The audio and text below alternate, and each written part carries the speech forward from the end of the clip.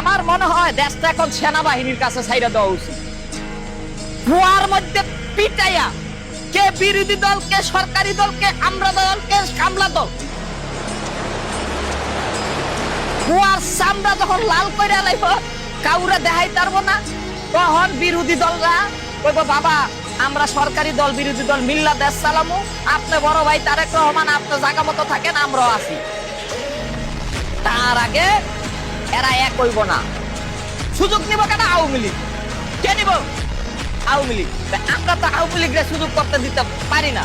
তাহলে এই সিন্ডিকেট আগে দূর করো, তাহলে তেল এবং বিদ্যুতের সিন্ডিকেট দূর করো। শেখ হাসিনা এত বড় ফেসিস, সে কিন্তু তেলের ট্যাঙ্কি দিয়ে গেছে এই দেশে, বিদ্যুৎ দিয়ে গেছে, টাকা নিছে, ঘুষ নিছে, কিন্তু বিদ্যুৎ দিছে, এই রাস্তা কইরা গেছে, হচ্ছে না?